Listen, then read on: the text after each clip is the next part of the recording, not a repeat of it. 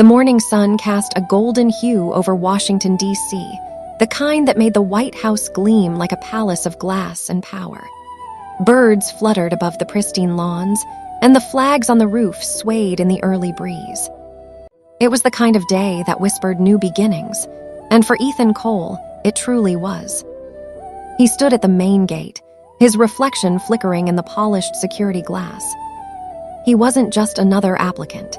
Ethan had been handpicked among thousands to compete for one of the most prestigious positions in the Secret Service, personal protection officer to the president's family. As he presented his identification, his voice was steady, but his hands trembled slightly. "Ethan Cole, here for the final assessment," he said. The guard nodded. "Proceed to Section D. You'll meet Miss Amelia Hart for your evaluation." Amelia Hart. The name sounded familiar, not because she was famous, but because her reputation echoed through the corridors of power. She was the president's senior advisor, brilliant, disciplined, and known for reading people better than any lie detector ever could. When Ethan entered the room, she was already there. She stood by the window, sunlight tracing the curve of her face, her hair tied back neatly, her tablet in hand. She turned slowly, her eyes meeting his. Calm, composed, but sharp enough to pierce through any pretense. "Mr. Cole," she said softly, "you're early, I like that." Her voice carried confidence, but also warmth. Ethan smiled faintly. "I was told punctuality mattered here." "It does," she replied, placing her tablet on the table. "But what matters more is trust." That was how the test began, not with weapons or codes, but with conversation. Amelia tested his instincts, his judgment, his ability to stay calm under pressure. Yet as they spoke, something invisible flickered between them, something unspoken. Ethan noticed how her eyes softened when she smiled, how her voice, firm at first, carried an undertone of curiosity. By midday, the test had shifted. Amelia led him outside, across the rose garden. "The president values loyalty," she said. "But here, loyalty can cost you everything, even love." Ethan raised a brow. "Love, inside these walls?" Amelia's smile faded a little. "There are hearts behind power, Mr. Cole. Some beat louder than they should." He didn't understand then, but he soon would. From the second-floor balcony, Vanessa, the president's daughter, watched them both. Her blue eyes followed every step Ethan took.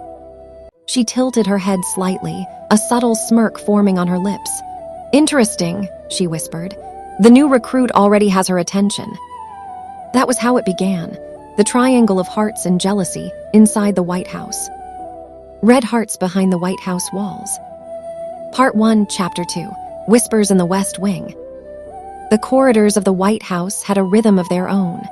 The click of heels on marble floors, the distant murmur of advisors, and the occasional echo of laughter that seemed too human for a place built on power. For Ethan, every hallway felt like a test, every look a question, every word a chance to prove he belonged. After the first day of assessments, he was officially informed that he had passed the first stage. Amelia had recommended him personally.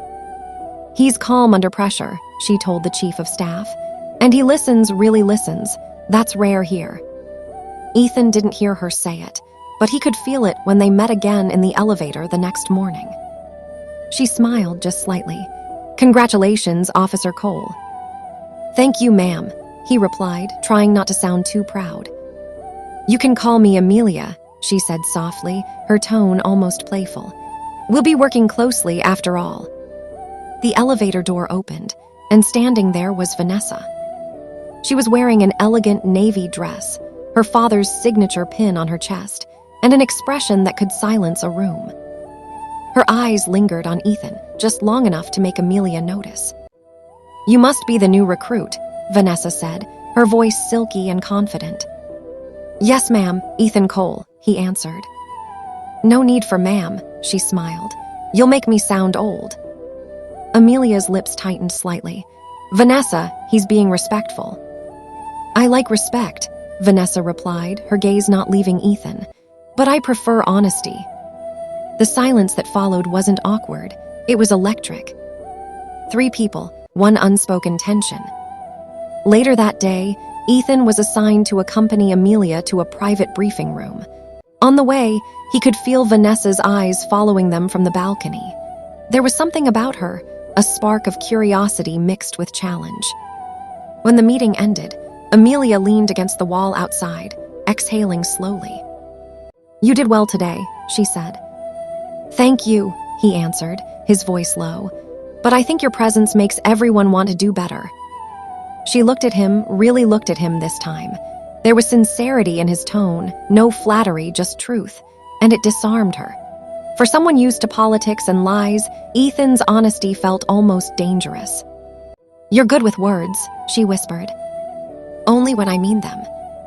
Their eyes met, and for a moment the world outside, the guards, the noise, the power, all faded. Then a sound broke the silence, high heels approaching. Vanessa appeared again, smiling like she owned the hallway. "Oh, I didn't mean to interrupt," she said innocently. "I was just passing by." Amelia straightened immediately. "We were just finishing." "Of course," Vanessa replied, turning to Ethan. "I hope Washington's treating you well. If you ever need a tour, I know all the secret spots." Ethan smiled politely. "I'll remember that." When Vanessa left, Amelia sighed, almost under her breath. "Careful," she said quietly. "She plays games she doesn't always finish." "And you?" Ethan asked gently. "Do you play games, Amelia?" She hesitated, then smiled faintly. "Only the ones worth losing." That night, the White House looked different. Lights glowed from Vanessa's window. She sat at her desk, sketching something in her notebook. When she heard a knock, she didn't turn. "Come in." A maid entered quietly. "Miss Vanessa, shall I bring your tea?" "Yes, and tell me something," she said, her eyes fixed on the drawing, a quick sketch of Amelia and Ethan standing together. "Did they look close today?" The maid hesitated. They seemed professional. Vanessa closed her book and smiled, a little too calmly. "Professional," she repeated. "That's how it always begins." She looked out at the garden, where Ethan's shadow could be seen making his nightly patrol. The moonlight touched his face, and something stirred inside her, part admiration, part envy, part desire. "He's not just another guard," she whispered to herself. "He's a mystery." And in the East Wing, Amelia lay awake too, her thoughts chasing the memory of his voice. She had promised herself never to get involved again, not in this place, not under these walls of power and secrets.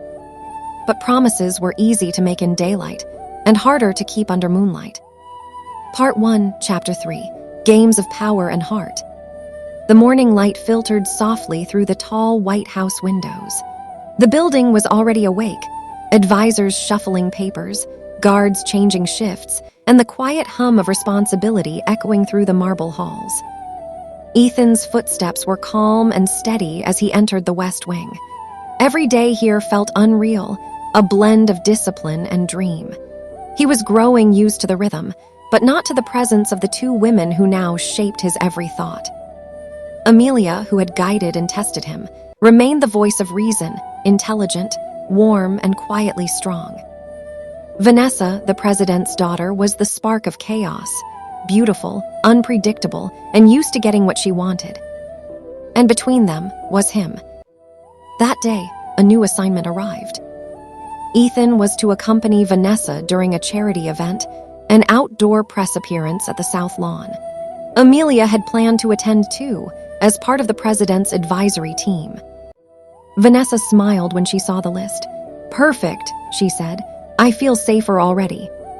When Ethan arrived to escort her, she was standing by the staircase, dressed in a soft ivory coat that shimmered under the morning sun.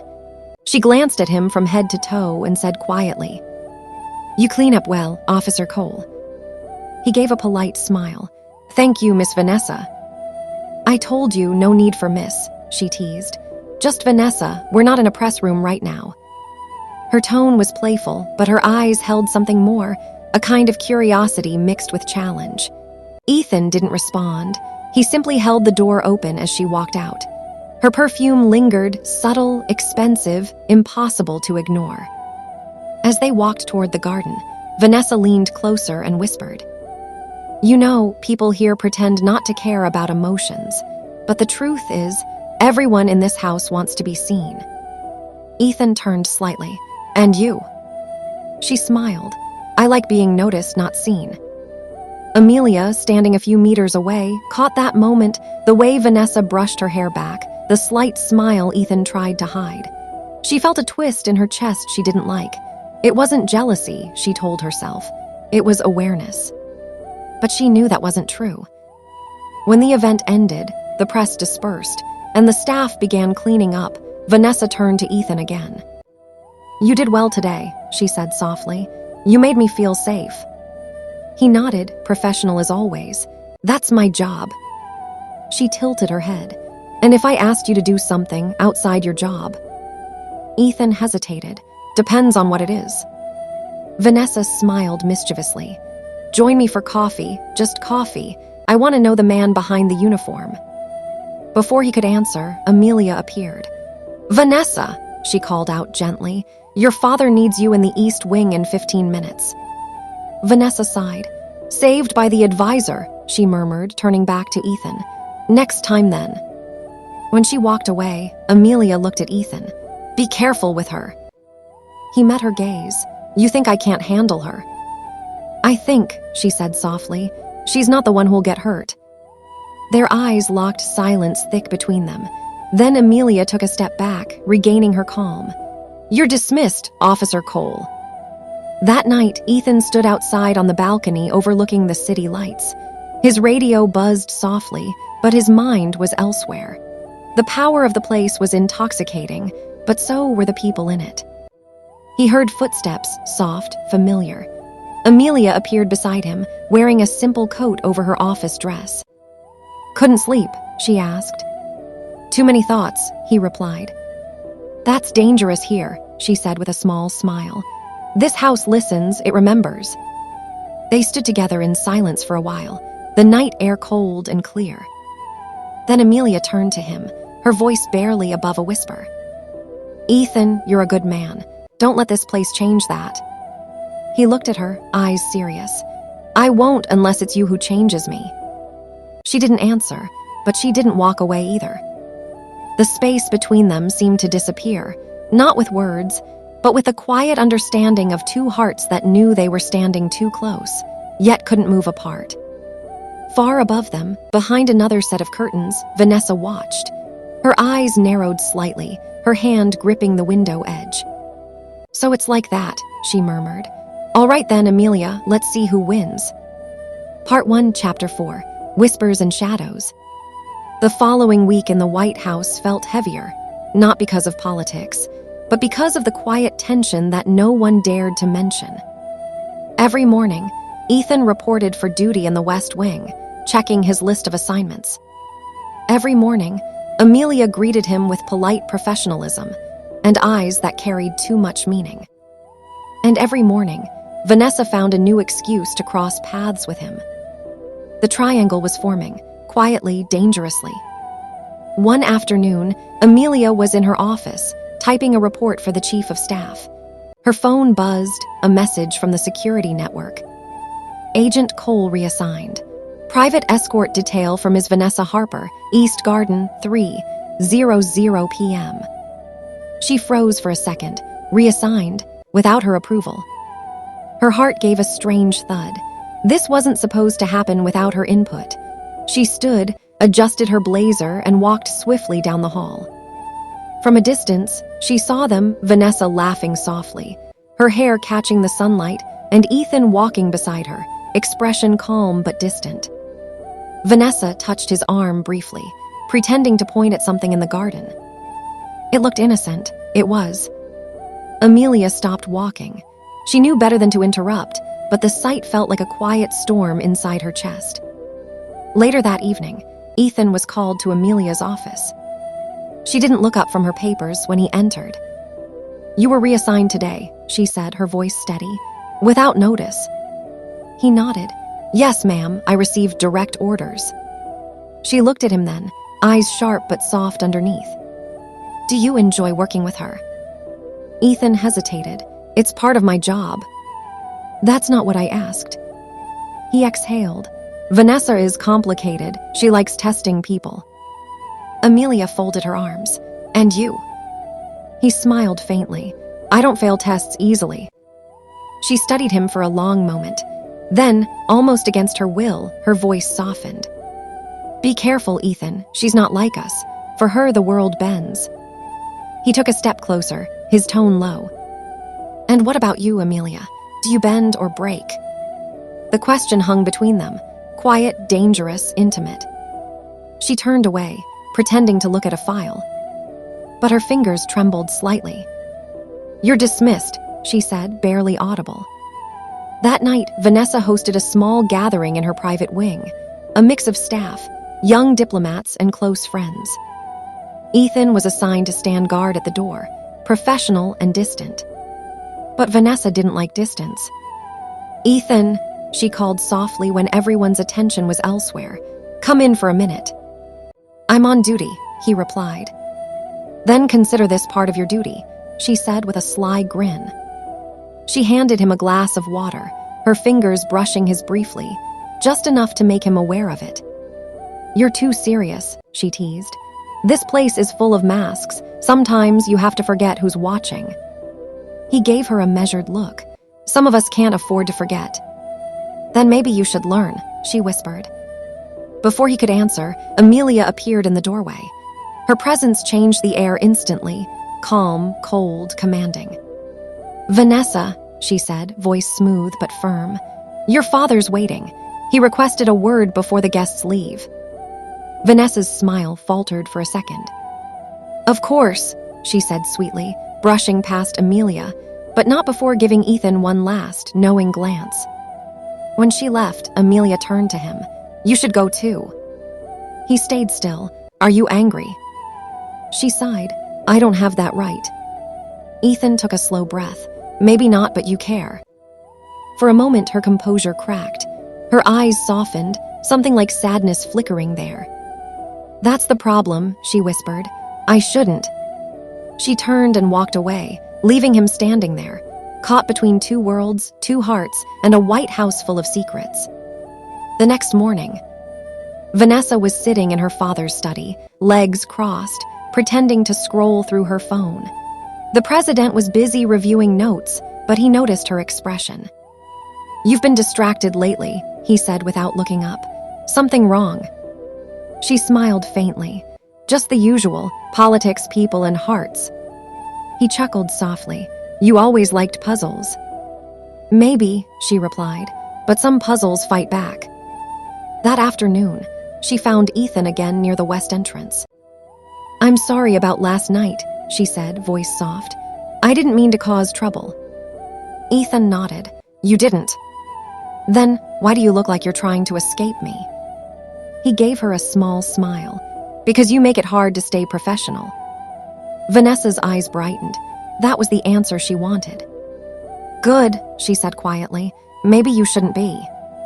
As she walked away, Ethan turned, only to see Amelia standing at the corner of the hallway, watching, silent, unreadable. That night, Amelia stood alone on the same balcony they'd shared before. The city lights glowed below, but her thoughts were far darker. She whispered to herself, I warned you, Ethan, but maybe I'm the one in danger now. Behind her, unseen, Vanessa was already planning her next move, not out of love, but out of something sharper, jealousy wrapped in charm. And deep inside the heart of the most powerful house in the world, 3 souls were caught in a game of love, power, and control, none ready to admit what they truly wanted. Part 1, Chapter 5, The Edge of Truth. The next week unfolded like a quiet storm, unseen by the world, but felt deeply by those inside the White House walls. Ethan had begun to notice how the air shifted whenever Amelia and Vanessa were in the same room. Amelia hid her emotions behind professionalism. Vanessa didn't even try. And Ethan, he was trapped somewhere between their worlds. That morning, Ethan stood outside the Oval Office, waiting for instructions. The corridors were silent except for the faint echo of footsteps, heels clicking in rhythm.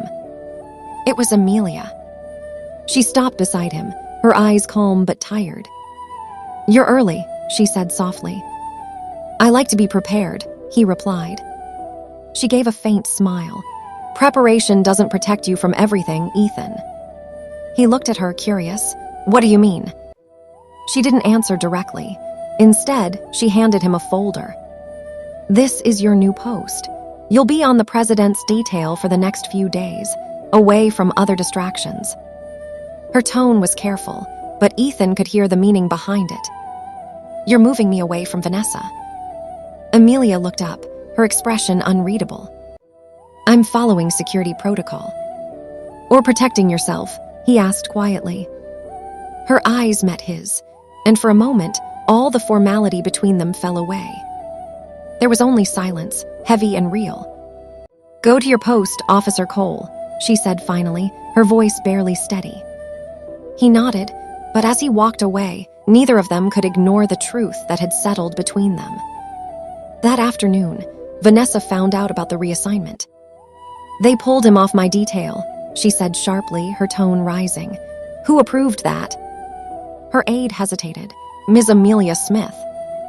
Vanessa stood still for a moment, then smiled, the kind of smile that wasn't happiness, but strategy. "Interesting," she whispered. "She wants to play games, then we'll play." The next day, Ethan received a note delivered by one of the junior aides. No sender's name, just a simple line written in neat handwriting. "Meet me in the Rose Garden at midnight. V." He should have ignored it. But he didn't. When the clock struck 12, the Rose Garden was quiet, moonlight washing over the roses, the air filled with the scent of spring. Ethan walked slowly through the pathway until he saw her, Vanessa, waiting near the fountain, her arms folded, eyes fierce. "You're not supposed to be here," he said quietly. "Neither are you," she replied. "So we're both guilty." He sighed. "Vanessa, this isn't safe." "Safe," she echoed, stepping closer. "Nothing in this house is safe. Not truth, not love, not even loyalty." Her voice trembled, just slightly. For the first time, Ethan saw something behind her confidence, something fragile. "You think I don't notice," she said. "The way you look at her, the way she looks at you." Ethan didn't answer. He couldn't. Vanessa took another step forward, close enough for him to hear her heartbeat. "You belong here, Ethan," she whispered. "But if you keep following Amelia, you'll disappear in her shadow. I can make sure you're seen." He took a deep breath. "And what would that cost me?" "Everything," she said, her lips curving into a faint, sad smile. "But that's how you survive here." Before he could respond, lights flickered near the windows, movement inside. Amelia was standing there, half hidden by the curtains, her face pale under the moonlight. She had seen everything. The next morning, Amelia requested a private meeting with Ethan. Her office was cold, quiet. She didn't offer him a seat. "You broke protocol," she said calmly. "Meeting her outside duty hours is unacceptable." "It wasn't like that." "It was," she interrupted. "You know it was." Ethan stepped closer, his voice low but steady. "You're not angry because of the rules, Amelia. You're angry because you care." She froze, every word hitting its mark. "Don't," she whispered. "Don't say that." "It's the truth," he said. "The truth," she repeated bitterly, "is that people like us don't get to feel. Not here, not in this place." Her voice cracked slightly, and for the first time, she let the mask fall. "You don't understand, Ethan. One mistake, and it's not just hearts that break, it's careers, reputations, lives." Ethan's tone softened. "Then tell me what you want me to do." She looked at him, eyes full of things she couldn't say. "Stay away from her," she whispered, "and from me." Before he could answer, she turned away, leaving him standing there, silent, wounded, but more certain than ever. That night, he stood outside on the same balcony once more, staring into the dark horizon. Inside, power continued to move unseen. But in that moment, the most dangerous war in the White House wasn't political, it was personal. And it was only beginning. Part 2, Chapter 6, Lines We Should Cross. Days turned into weeks, yet the air around Ethan, Amelia, and Vanessa only grew heavier. Rumors had started to whisper through the halls, soft, dangerous murmurs that traveled faster than truth. The president's daughter seems fond of her bodyguard. And the advisor, she's always watching them. The White House was a palace of secrets, and secrets here were currency. One morning, Ethan arrived at his post to find Amelia waiting for him. Her hair was tied neatly, her posture perfect, but her eyes betrayed exhaustion. "Good morning, Officer Cole," she said, her voice calm. "Good morning, ma'am. I wanted to inform you personally. You've been reassigned again. Temporary diplomatic escort overseas." Ethan froze. "Overseas?" "Yes, you leave next week." He stared at her. "You requested this, didn't you?" She met his gaze, unflinching. "It's the right thing to do." "For whom?"